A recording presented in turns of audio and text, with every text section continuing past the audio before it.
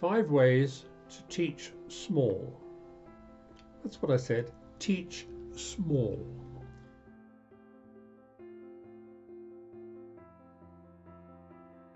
Number 1, come in. You can't get much smaller as an action than that, can you? And it's so obvious, I know. But I mean come in as opposed to just being there when they come in. In some schools, of course, you can't do this. The organisation of the school is such that it prevents you doing that, or the timetable may be organised in such a way that you can't do it. But if it is possible, arrange that you come in, that you make an entrance. And I don't mean jump up in a great big puff of white smoke like the Demon King. I do mean just come in. But you produce a reaction. You make a noise, they look up, they see you, you have produced a reaction. They notice you. And when they go at the end of the lesson, I suggest that you go too. There's normally 2 or 3 minutes time lag, isn't there, between one lesson and another. They have to move from one room to another, assuming they do, if it's that sort of school. So you've got time to leave the room, walk up the corridor, go to a door, go out, get in the fresh air, sniff the air for a few seconds, get your breath back, get a little bit of unwinding done, a break, anything, just a second or two, just a minute or two. Come back in again, you've had fresh air, you've had a break, you've had a change, you've had a teeny weeny bit of exercise, you walk back down the corridor, they've arrived by that time, good luck, and you can come in again. Once again, you make an entrance. Every time you make an entrance, you are an event. Cash in on it.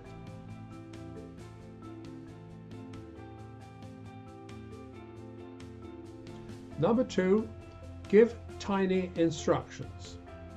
Give them things to do that are so simple and so obvious that it never occurs to them to disobey.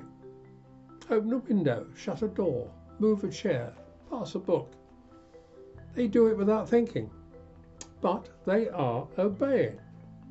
You have begun the habit of obedience.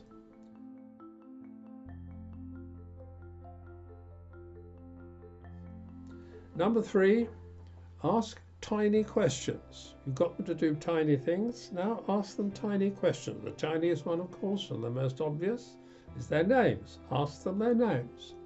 1 by 1, 1 to 1, face to face. You are making personal contact.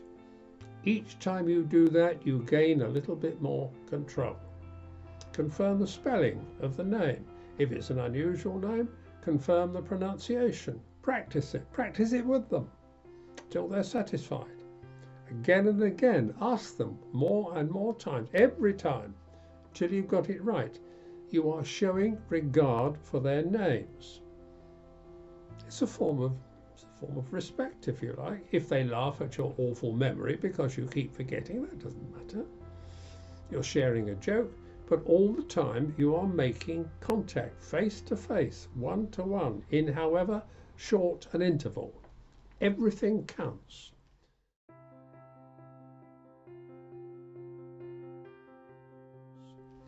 Number 4, do tiny things, so tiny as if you're not really paying attention. As you move about the room, if you do move about the room, pick up a glove from the floor, put it back on the desk and move on as if you're not really thinking what you're doing. You're giving out some books. Put the exercise book into the girl's hands. Pull a blind to keep the sun off a boy's face. All casual, as if you're not really noticing what you're doing. But it shows them that you have noticed things and you have taken a little bit of care. Each one is very tiny, I repeat, but the cumulative effect can be quite effective. Forgive the pun.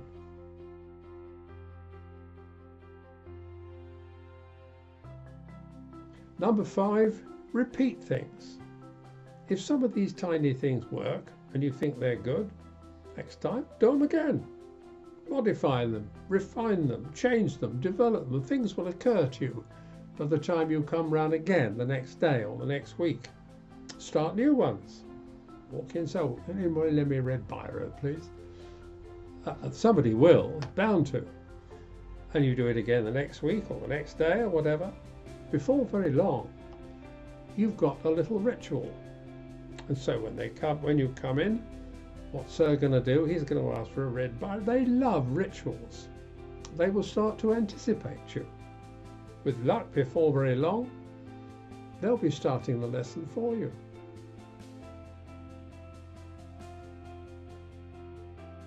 So, to sum up, in effect, they are getting into the habit of doing what you want without fully realizing it. You have got through to the subconscious.